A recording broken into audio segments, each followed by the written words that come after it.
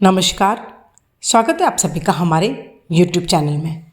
आज के अपने इस वीडियो में हम सभी कार्तिक मास के महात्म्य का 10वां अध्याय करने जा रहे हैं।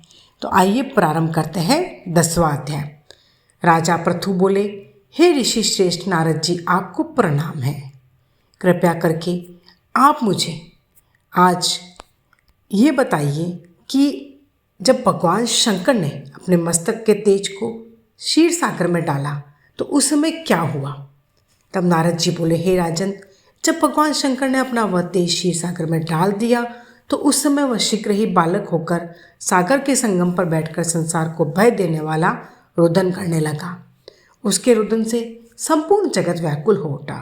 लोकपाल भी व्याकुल हो गए। चराचर चलायमान हो गया।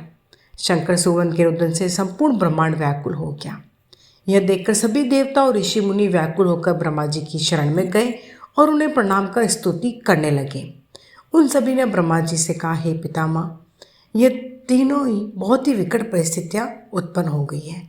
हे महायोगिन, इसको नष्ट कीजिए। देवताओं के मुख से इस प्रकार सुनकर ब्रह्मा जी सत्यलोक से उतरकर उस बालक को देखने के लिए सागर तट पर आए।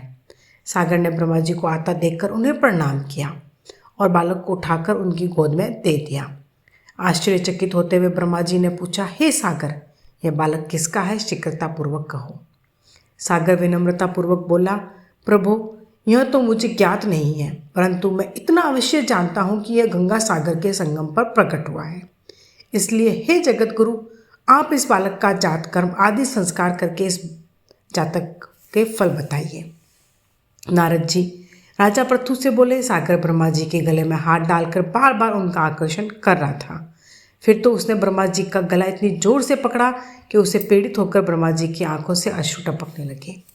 ब्रह्मा जी ने अपने दोनों हाथों का जोर लगाकर किसी प्रकार सागर से अपना गला छुड़वाया और सागर से कहा, हे सागर, सुनो, मैं तुम्हारे इस पुत्र का जातक फल कहता हूँ। मेरे नेत्रों से जो यह जल निकला है, इस कारण इसका नाम जलंधर होगा। उत्पन्न होते ही यह तरुणावस्था को प्राप्त हो गया है, इसलिए यह सब शास्त्रों का परागामी, महापराक्रमी, महावीर, बलशाली, महायोद्धा और रण में विजय प्राप्त करने वाला होगा। यह बालक सभी दैत्यों का अधिपति होगा। यह किसी से भी पराजित ना होने वाला और भगवान विष्णु को भी जीतने वाला होगा। भगवान शंकर को छोड़कर यह सबसे अवध्य होगा। जहाँ से इसकी उत्पत्ति हुई है, यह वहीं जाएगा। इसकी पत्नी बड़ी पतिव्रता, सौभाग्यशालिनी, सर्वांग सुंदरी, परम मनोहर, मधुर वाणी बोलने वाली और शीलवान होगी।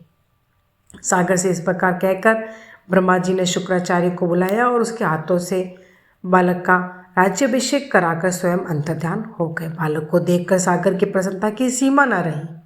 वह हर्षित मन से घर आ गया। फिर सागर में उस बालक का लालन और पालन हुआ। फिर कालनेमी नामक असुर को बुलाकर वृंदा नामक कन्या से विधिपूर्वक उसका विवाह करा दिया। उस विवाह में बहुत बड़ा उत्सव हुआ। श्री शुक्राचार्य के प्रभाव से पत्नी सहित जलंधर दैत्यों का राजा हो गया।